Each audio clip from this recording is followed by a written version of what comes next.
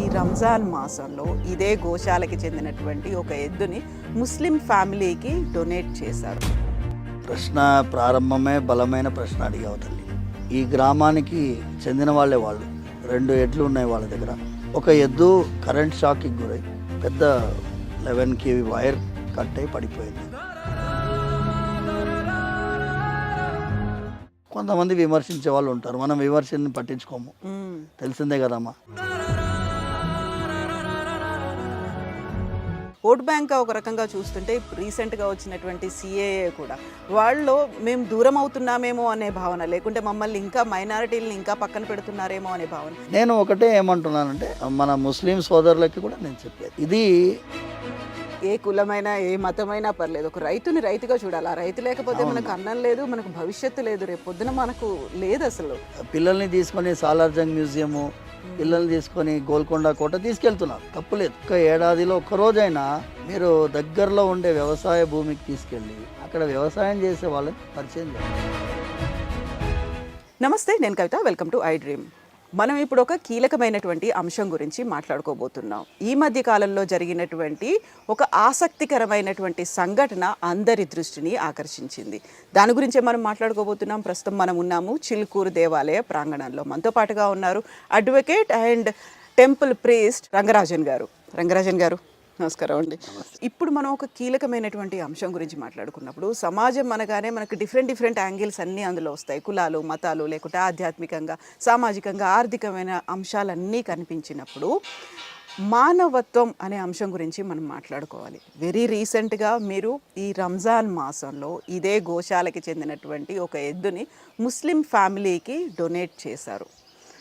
యూజువల్గానే గోశాల అనగానే పరిమితమైపోయి ఉంటుంది, లేకుంటే ఒకదానికే కన్ఫైన్ అయి ఉన్నట్టు కనిపిస్తుంది. బట్ మీరు ఒక ముస్లిం ఫ్యామిలీకి డొనేట్ చేయడం అనేది ఎందుకలా? ప్రశ్న ప్రారంభమే బలమైన ప్రశ్న అడిగావు తల్లి. అసలు ఈ సంఘటన జరిగింది మార్చి 15వ తారీఖు ఫ్రైడే రోజు. ఈ గ్రామానికి చెందిన వాళ్ళే వాళ్ళు, చిలుకూరు గ్రామానికి చెందిన వాళ్ళే ఆ కుటుంబం వాళ్ళు. ఆ కుటుంబం వాళ్ళు 2 ఎడ్లు ఉన్నాయి వాళ్ళ దగ్గర. ఒక ఎద్దు కరెంట్ షాక్కి గురై పెద్ద 11 kV వైర్ కట్ అయి పడిపోయింది. ఆ ఎద్దు షాక్లో చచ్చిపోయింది.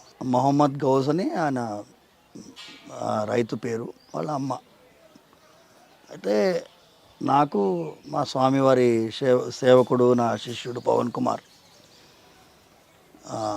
ఈ విషయాన్ని సోమవారం తీసుకొచ్చి చెప్పాడు నాకు. అంటే ఈ మ్యాటర్ జరిగిన విషయాన్ని, స్వామి ఇది చూడండి, ఈ మన గ్రామానికి చెందిన రైతు, వాడు ఎద్దు కోల్పోయినాడు,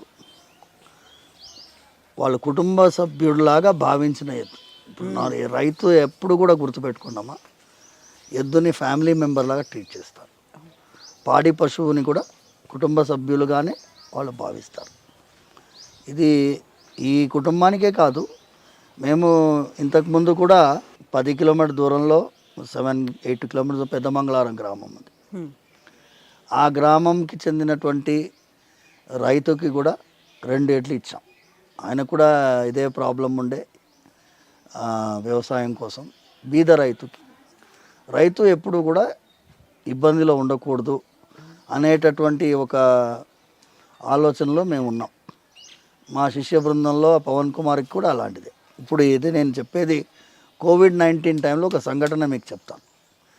మే నెలలో, ఇది ఎండాకాలంలో, ఇప్పుడు మార్చిలో ఉంది, మే నెలలో వాళ్ళు ఏం చేశారంటే వేరే ఊరికి వెళ్తున్నారు. ఇక్కడి నుంచి దారిలో 13 కిలోమీటర్ దూరంలో ఒక టమాటా పండించిన రైతు కోవిడ్ టైంలో, ఆలోచించండి, రోడ్డు మీద పారబోస్తున్నాడు, ధర లేదు అని. పారబోస్తుంటే అందరూ ఏరుకొని వెళ్ళిపోతున్నారు. అయ్యో పాపం పారబోస్తున్నాడు అనే ఫీలింగ్ లేదు వాళ్ళకి. వీడేం చేశాడు, 3 ట్రేలు నింపుకొని డిక్కీలో పెట్టుకొని వాడికి ఒక 500 రూపాయలు ఇచ్చాడు. ఎవరికి? ఆ రైతుకి. వీళ్ళు పోయింది మొక్కలు తీసుకొని రావడానికి పోయారు. ఆ మొక్కలు తీసుకునే ప్రోగ్రాంలో ఇది యాడ్ అయింది. ఆ వీడియో ఏం చేశారు వీళ్ళు, రైతు పోసేది వీడియో నాకు తీసుకొచ్చారు. నేనేం చేసిన దాన్ని నా ట్విట్టర్ అకౌంట్లో వేసిన, మేము కొనుక్కున్నాము, ఇలా మీరు కూడా సహాయం చేయండి. మీకు ఇప్పుడు కోవిడ్ టైంలో అందరూ వర్క్ ఫ్రమ్ హోమ్ ఇంట్లోనే కదా ఉంటారు. ఇలాంటి రైతులకి మీ సహాయం చేస్తే వాళ్ళకి ఆదుకున్నట్టు అవుతుంది. మార్కెట్లో రూపాయి కూడా పలకట్లేదు, 50 పైసలు కూడా కిలోకి రావట్లేదు దానికి. అది చాలా వైరల్ అయిపోయింది.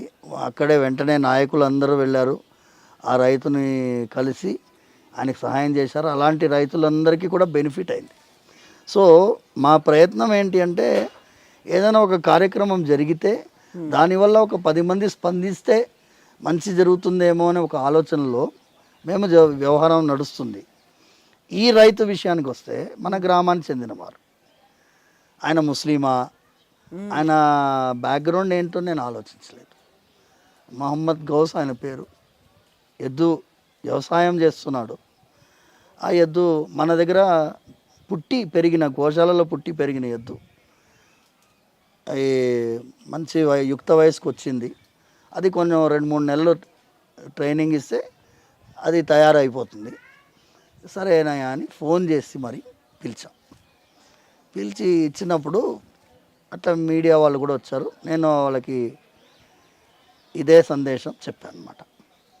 చెప్తే అది చాలామంది దాన్ని అప్రిషియేట్ చేశారు. కొంతమంది విమర్శించే వాళ్ళు ఉంటారు, మనం విమర్శని పట్టించుకోము, తెలిసిందే కదమ్మా. ఇప్పుడు విమర్శల గురించి మనం ఆలోచించడం మొదలు పెడితే 4G 5Gలో ఉన్నారు వాళ్ళు విమర్శించేవాళ్ళు. మేము బాలాజీతో కనెక్టెడ్ ఉన్నాం. భగవంతుడికి నాకు ఉండేటటువంటి సంబంధం ఏంటంటే సమాజాన్ని గురించి ఆలోచిస్తే, లోకహితం గురించి ఆలోచిస్తే, అందరి శ్రేయస్సు గురించి ఆలోచిస్తే అది భగవంతుడి యొక్క గుణంగా భావిస్తారు. భగవంతుడి గుణం ఏంటి? అందరికీ మంచి జరగాలి. ఆయన బ్యాక్గ్రౌండ్ అవసరం లేదు. ఇప్పుడు ఆకలి ముస్లింకి కూడా అదే ఆకలి, క్రైస్తవుడికి కూడా అదే ఆకలి. ఇప్పుడు ఈయన ముస్లిం కాబట్టి నేను సాయం చేయనని నేను చెప్పలేను కదమ్మా. పరోపకారాయ ఇదం శరీరం, ఇతరులకు ఉపకారం చేయడానికి ఉన్నది. కానీ వాళ్ళు కళ్ళల్లో నీళ్లు పెట్టుకున్నారు. ఆ తల్లి, మేము ఎక్స్పెక్టే చేయలేదు, మేము ఫోన్ చేయలేదు, మిమ్మల్ని అడగలేదు, మీరు ఇలా దేవుళ్ళలాగా మాకు ఇస్తున్నారు అని ఆవిడ కళ్ళల్లో నీళ్లు పెట్టుకొని చెప్పి వెళ్ళింది. ఆ ఎద్దు తీసుకొని వెళ్తున్నప్పుడు నేను చెప్పాను, అదిగో చూడు బాబు, మా దగ్గర పుట్టి పెరిగిన ఎద్దు, చాలా జాగ్రత్తగా దీన్ని నీ అమ్మాయిరా బచ్చే చేసా దేఖలేతో అన్నాడు అన్నాడు. అంతకంటే ఏం కావాలమ్మా? నిజమే కదా. ఇప్పుడు మనకి రైతుకి కానీ, అన్నం పెట్టే అన్నదాతకి కానీ, అమ్మకి కానీ ఒక ప్రత్యామ్నాయం లేదు అనుకుంటాం. రైతు లేకపోతే రాజ్యం లేదు, రైతు ఏడ్చిన రాజ్యం కూడా మనకి కళ్ళ ముందు కూడా ఊహించుకోలేము. అలాంటి పరిస్థితుల్లో మీరు పిలిచి ఇవ్వడం అనేది యూజువల్గానే నేను ఇంతకుముందు చెప్పినట్టుగా గోశాల అనగానే ఒక పర్టికులర్గా అది ఫిక్స్ అయిపోయి ఉంటుంది. ఇక్కడ గోవులకి పూజ చేస్తారు, లేకపోతే గోవులు అనగానే మనకి ఒక హిందూ మతానికి సంబంధించినవి ఇలాంటివి ఉంటాయి కదా. సో పిలిచి ఇవ్వడం అనేది మీరు చెప్పినట్టుగా విమర్శలు ఇవన్నీ ఉంటాయి, అవన్నీ ఉంటాయి, కానీ ఒక చిన్న అడుగు ఒక ముందు వేయడం అనేది, సో దీన్ని మానవత్వం అంటారా లేకుంటే మీరు స్పందించడం అంటారా, ఎలా చూస్తుంటారు దీన్ని? ఇది నేనే కాదమ్మా, చాలామంది గోశాలకు చెందిన వాళ్ళు పాప రైతులకు ఇస్తున్నారు. గో ఆధారిత వ్యవసాయాన్ని ప్రోత్సహించాలని మేమందరం కూడా ఎప్పుడైనా గోశాల నడిపించే వాళ్ళము అందరం మాట్లాడుకుంటాం. ఎందుకంటే అన్ని కెమికల్తో వ్యవసాయం చేసేవాళ్ళు ఇప్పుడంతా రసాయనాలతో వ్యవసాయం చేసి ఆరోగ్యానికి భయంకరమైన హాని చేసేటటువంటి పరిస్థితిలో ఉంది. అలాంటిది ఎద్దుతో దున్ని వ్యవసాయం చేయడం అనేది ఒక గొప్ప కార్యక్రమం వాళ్ళది. సో ఆ సహాయం చేయడానికి మేము వెనకాడలేదు. ఇప్పుడు మీరు చూసినట్లు అడిగినట్లు మెయిన్ పాయింట్ ఏంటంటే అమ్మా, వెంటనే స్పందించాం. ఇది 15వ తారీఖు అయింది, మేము ఇచ్చింది జస్ట్ ట్యూస్డే, ఇక్కడ 5 రోజులు కూడా కాలేదు. రైతు పట్ల అలాగే అందరూ సమాజంలో ఆలోచించాలమ్మా. ఇప్పుడు రైతు ఆత్మత్యాగం చేసుకుంటున్నాడు అంటే సమాజం పట్టించుకోవట్లేదు కాబట్టి ఆత్మత్యాగం చేసుకుంటున్నాం. మేము ఎన్నో సందర్భాల్లో చెప్పామమ్మా. ఇప్పుడు రాజకీయానికి వెళ్తే ఎంఎస్పి అంటారు, అదంటారు, ఇదంటారు. Implementation most difficult. MSP implement ఎవరు చేయాలి? దానికి అది కూడా అదే పోలీస్ సెటప్పే కదా. ఎంఎస్పి ఇవ్వకపోతే ఏం చేయాలి? పోలీస్ వాడు రావాలి, కోర్టు వెళ్ళాలి, ఇవన్నీ వస్తాయి. కానీ సమాజము రిలయన్స్ మా మార్కెట్కి వెళ్ళింది అనుకోండి, అక్కడ బార్గెనింగ్ చేస్తుందా? అవును, వాళ్ళు ఎంత ఫిక్స్ చేస్తే అక్కడ ఎంత ఫిక్స్ చేస్తే మీరు క్యూఆర్ కోడ్ కొడతారు, కొట్టేస్తారు. అదే బండి మీద నూక్కుంటూ వచ్చి అమ్మేవాడు ఉంటాడు కదమ్మా, వాడి దగ్గర 5 రూపాయలకి కిలో అన్నాడు అనుకో, 3 రూపాయలకి ఇస్తావా? General tendency. సో ఈ యాటిట్యూడ్ అనేది మనం కనీసం కొంతమందిలైనా మారాలని నా ప్రార్థన మీ ద్వారా. అందరూ మారితే మంచిది, కానీ వ్యవసాయానికి మా నాన్నగారు, నేను ఎందుకంటే సౌందరరాజన్ గారు ఆయనను చూసే చాలా విషయాలు నేను I'm just not even 5% of his quality. పొద్దున ఆకుకూరలు బుట్ట మీద ఎత్తుకొని పొద్దున ఇప్పుడంతా ఎవరు లేరు, పాలకూర తోటకూర అని అరుచుకుంటూ వెళ్తేది. మా అమ్మ పిలిచేది, ఆమె పిలిచినప్పుడు ఆమె పలానా ఈ 5 కట్టలో 10 కట్టలో చెప్పేది. మా నాన్నగారు ఏమనేవారు, ఈమెతోటి ఎందుకమ్మా నెగోషియేట్ చేస్తున్నావు, ఓ 2 రూపాయలు ఎక్కువ ఇస్తే ఏమైంది నీకు అనేవారు మా నాన్నగారు. మా నాన్నగారు అనగానే చూడమ్మా అయ్యగారు అంటున్నారు చెప్పిండ్రు అనేది. సో మా అమ్మ ఇదొక చిన్న ఆర్గ్యుమెంటే, బట్ మా అమ్మ కూడా పాపం ఏమి ఎక్కువ నెగోషియేట్ చేయదు, ఆర్గ్యూ చేయదు. కానీ ఆ గుణాన్ని నేను అప్పటి నుంచే అలవాటు చేశారు కాబట్టి రైతు కష్టాల్లో ఉంటే మనం చూడలేము. ఈ బీద రైతు వాడు ఏం చేస్తాడు పాపం, ఎద్దు లేదు, వ్యవసాయం ఎలా చేస్తాడు? సరే అట్లీస్ట్ ఈ 2-3 నెలల్లో ఏదో చేస్తాడు, ట్రైనింగ్ ఇచ్చిన తర్వాత ఆ ఎద్దు సహాయం చేస్తుంది. ఆయన ఇంకా వేరే దగ్గర దున్నడానికి కూడా తీసుకెళ్తాడట తర్వాత చెప్పాడు. సో చాలా యూస్ఫుల్ కార్యక్రమంగా అనిపించింది, అందుకే ఇచ్చడం జరిగింది. సో రైతు అనేది రైతే నిజంగా మనకు అన్నం పెడుతున్నాడు. ఏ కులమైనా ఏ మతమైనా పర్లేదు, ఒక రైతుని రైతుగా చూడాలి. ఆ రైతు లేకపోతే మనకు అన్నం లేదు, మనకు భవిష్యత్తు లేదు, రేపు పొద్దున మనకు లేదు అసలు. సో ఆ దిశగా ఎందుకు ఆలోచించలేకపోతున్నాం మనం సమాజపరంగా? అదే చెప్తున్నానమ్మా, సమాజంలో రైతు గొప్పతనమే మనం చెప్పలేకపోతున్నాం. ఇప్పుడు చిన్న అంశమ్మా, పిల్లలు ఎంతమంది పొలంలో ఎలా పంట పండుతుందో చెప్పగలరు చెప్పండి. ఆ వీడియో చూపిస్తే ఏం లాభం? ఆ పిల్లవాడిని వ్యవసాయం జరిగే దగ్గర ఒక బస్సులో తీసుకెళ్ళి అందరినీ షూస్ ఇప్పేసి ఆ నేలలో ఒకసారి నడిపించాలి. ప్రాక్టికల్ ఎక్స్పీరియన్స్ చిన్నపిల్లల్ని, కనెక్షన్ అనేది డెవలప్ అవుతుంది. 5th క్లాస్ 6th క్లాస్ పిల్లలకి నాట్లు ఎట్లా వేస్తున్నారు ఇవన్నీ చూపిస్తే ఇది ఒక నేను పిల్లల్ని తీసుకొని సాలార్జంగ్ మ్యూజియము, పిల్లల్ని తీసుకొని గోల్కొండ కోట తీసుకెళ్తున్నారు, తప్పులేదు. కానీ at the same time 1 day per year at least, ఒక్క ఏడాదిలో ఒక్కరోజైనా మీరు దగ్గరలో ఉండే వ్యవసాయ భూమికి తీసుకెళ్ళి అక్కడ వ్యవసాయం చేసే వాళ్ళని పరిచయం చేయాలి. నేనే ముఖ్యంగా ఈ హైటెక్ చదువులు చదివే వాళ్ళ పిల్లలు చెప్పులు లేకుండా కింద కూడా నడవరు. అది మెయిన్ అమ్మా. భూమితో మనం కనెక్షన్ పోగొడితే మనకి చాలా ఇబ్బందులు ఎదుర్కొంటాం. ఇప్పుడు మన జగ్గి వాసుదేవ్ గారు, ఆయన సద్గురు గారు, is now fighting for reviving the planet earth మీద, భూమి మీద అందరికీ ఆసక్తి నీళ్ళ కోసం అందరం నీళ్ళు రక్షించాలి, వాటర్ బాడీస్ కాపాడాలి. ఆయన భూమి ఆధారితమైనటువంటి జీవితం మనది, మన భూమిని సంరక్షించుకోవాలి, దాన్ని చెట్లు నాటాలి, ఇవన్నీ కూడా ఆయన planet earth all over the world చేస్తున్నారు. అలా ఒక్కొక్కరు వాళ్ళకి తోచిన విధంగా ఈ సమాజంలో మంచి మాటలు చెప్పే ప్రయత్నం చేస్తున్నారు. కానీ మేము చేసింది చిన్నది, దీనివల్ల ఒక 100 మందో 10 మందో స్పందించి వాళ్ళు కూడా మేము, మీరు అడిగారు కదమ్మా హిందువా ముస్లిమా, అది చూడలేదమ్మా. ఇంకోటి ముఖ్యమైనటువంటి సంఘటన, మేము జటాయు సేన అని ఒకటి ఆలోచించారు కదమ్మా. అవును స్వామి.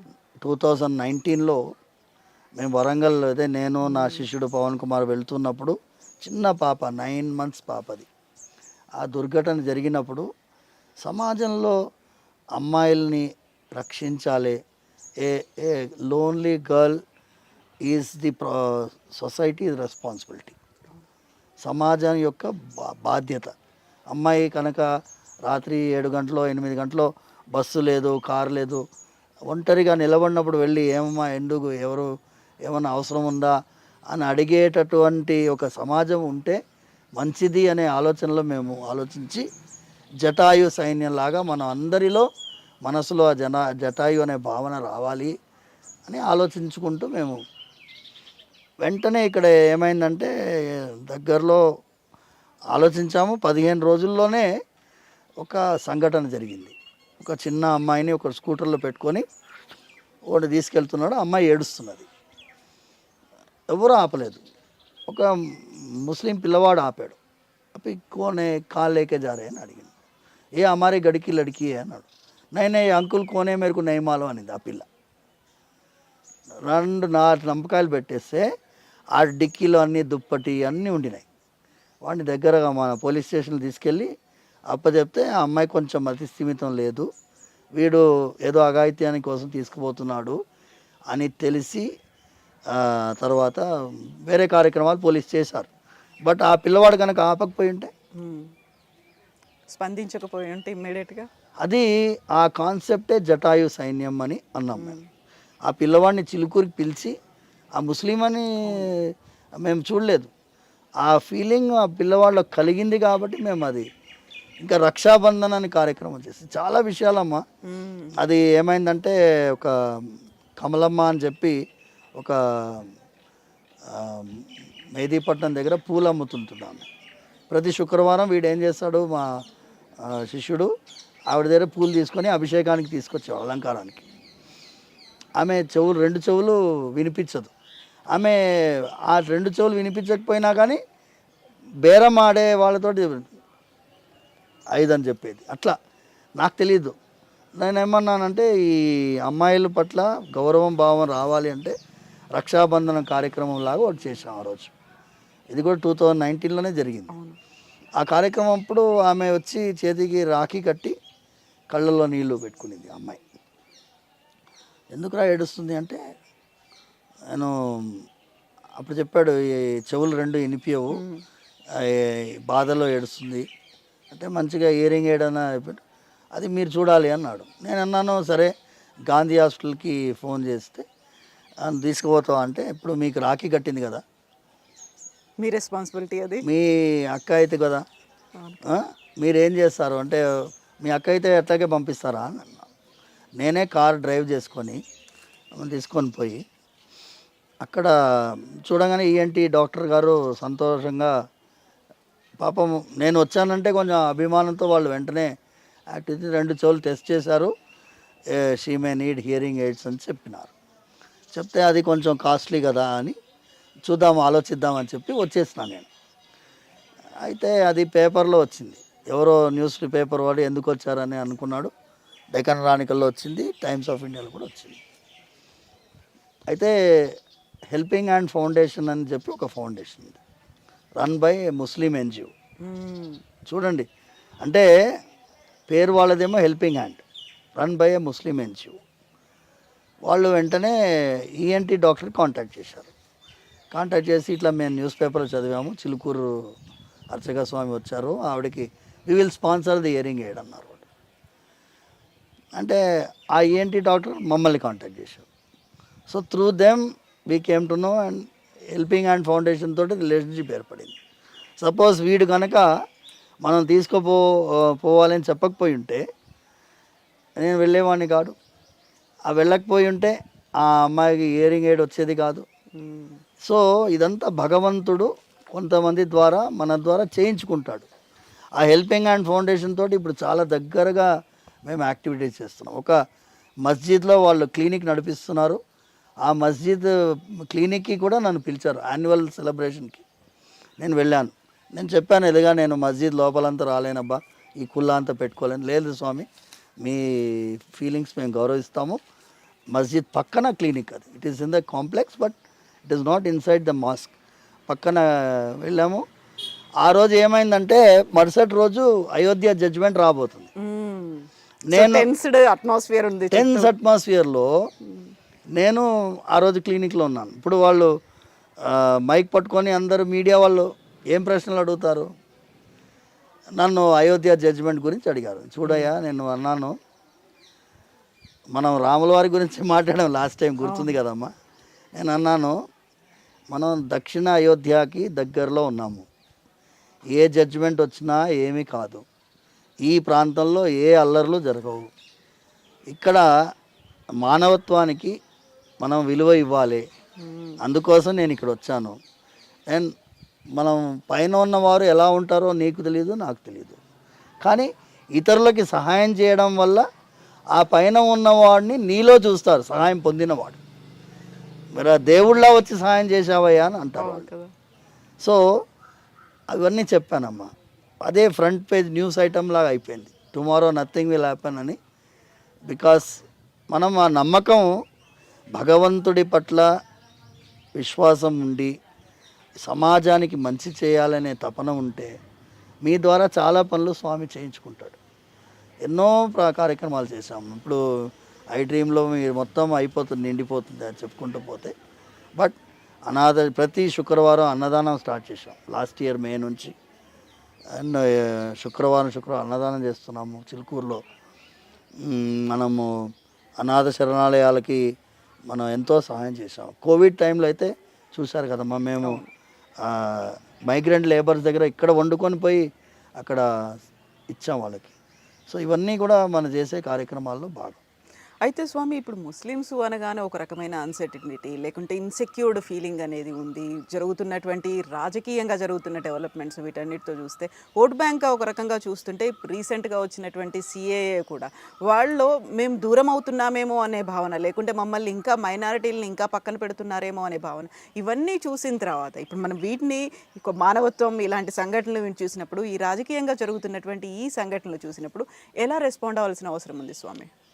నేను ఒకటేనమ్మా నేను ప్రార్థించేది, రాజకీయ నాయకులకి మీ ద్వారా నేను ప్రార్థించేది, ఆ సిఏఏ చట్టం ఉంది చూడండి అమ్మా, అది it was a promised legislation. ఇప్పటిది కాదు ఇది. మీరు కాన్స్టిట్యూయెంట్ అసెంబ్లీ డిబేట్లో కూడా చెప్పాను, మనం ఈ దేశం విభజించబడినప్పుడు మనం ఎక్స్చేంజ్ ఆఫ్ పాపులేషన్ చేసుకోలేదు. అవునా కదమ్మా? 1947 జనవరి 22 అప్పుడు ఉమ్మడిగా ఉండినప్పుడు ఒక కాన్స్టిట్యూయెంట్ అసెంబ్లీ డిబేట్లో ఇది రాజ్యాంగబద్ధంగా అన్నీ జరగాలి, ఎవరి నమ్మకం వాళ్ళు ధైర్యంగా పాటించేటట్టుగా ఉండాలి, అట్మాస్ఫియర్ని మనం క్రియేట్ చేయగలగాలి. ఇక్కడైనా అక్కడైనా. ఇక్కడ అప్పుడు పాకిస్తానే ఏర్పడైంది, బంగ్లాదేశ్ తర్వాత 1971. పాకిస్తాన్ కానీ భారతదేశం కానీ అక్కడ ఉండేటటువంటి హిందువులు మైనారిటీలు, ఇక్కడ ఉండేటటువంటి ముస్లిమ్స్ మైనారిటీస్. అంటే సంఖ్యాపరంగా మీరు సంఖ్యలో తక్కువ ఉన్నా కూడా మీ విశ్వాసాలని, మీ నమ్మకాలని ధైర్యంగా మీరు పాటించేటట్టుగా ఇక్కడ ఉండాలి, అక్కడ ఉండాలి. వాళ్ళేమో దాన్ని మర్చిపోయినారు, మనం దాన్ని కాపాడుకుంటూ వచ్చాం. ఈ దేశంలో మనం ఏ విధమైనటువంటి వాళ్ళ నమ్మకాలకి హాని కలిగించడమే లేదు. చూడండి, వాళ్ళ విశ్వాసాలకి హాని కలిగించడం లేదు. కొన్ని విషయాలు చూస్తే మెజారిటీ రిలీజియన్కే కొన్నిసార్లు ఇబ్బందిగా ఉంది. దేవాలయాలకి అంత స్వయం ప్రతిపత్తి లేదు, కానీ మస్జిద్లకి స్వయం ప్రతిపత్తి ఉంది, క్రైస్తవుల చర్చిలకి స్వయం ప్రతిపత్తి ఉంది.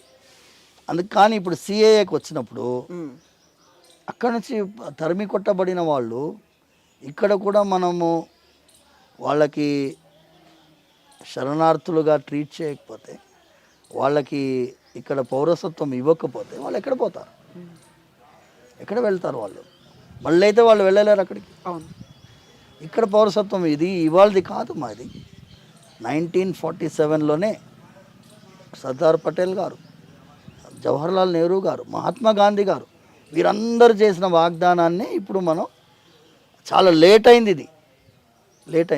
నేను ఒకటే ఏమంటున్నానంటే మన ముస్లిం సోదరులకి కూడా నేను చెప్పేది,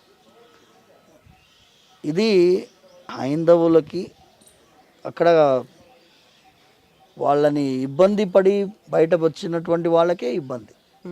వాళ్ళ ఇబ్బంది మనం చూడలేం, తట్టుకోలేం. ఇప్పుడు చిన్న చిన్న పిల్లల్ని తీసుకొని పోతున్నారు అక్కడ, వాళ్ళు ఎక్కడ ఉండలేరు.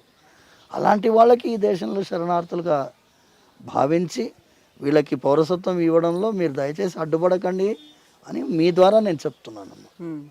అయితే స్వామి, ఇక్కడ ఉన్నటువంటి మనం రాజ్యాంగం కల్పించినటువంటి హక్కులు కావచ్చు, రక్షణ చట్టాలు, ఇవన్నీ ఎన్ని ఉన్నప్పటికీ కూడా ఒక ఇన్సెక్యూరిటీ అనేది ఉంది. కాబట్టి వాళ్ళు అది దూరం చేయాల్సినటువంటి బాధ్యత ప్రభుత్వాందా, లేకుంటే మన చుట్టూ ఉన్నటువంటి సమాజం మనతోనే ఉందంటారా స్వామి? నేనేమన్నానమ్మా, ఇప్పుడు అందరం కలిసి దిస్ ఏ సోషల్ రెస్పాన్సిబిలిటీ.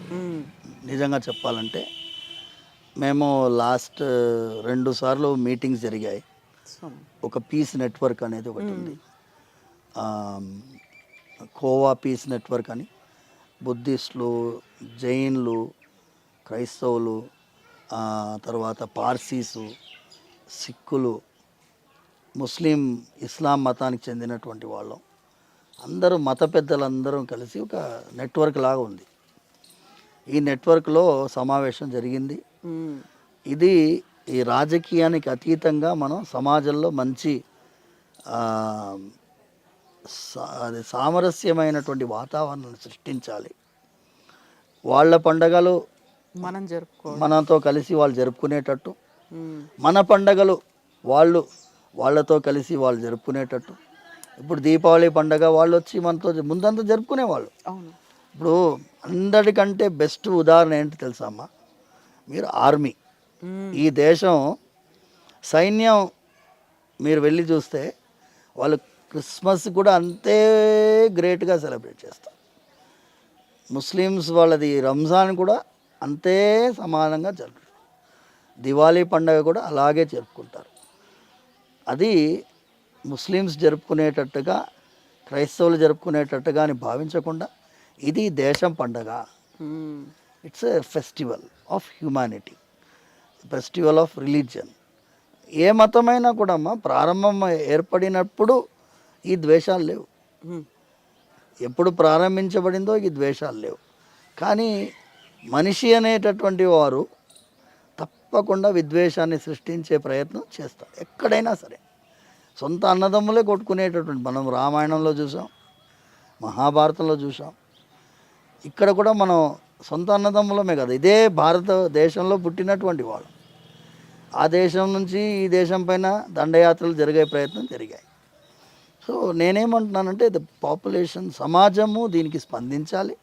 మాలాంటి చిన్న చిన్న కార్యక్రమాల ద్వారా మంచి మాటలు, మంచి గుణము వెళ్తుందేమో అని ఒక తపన.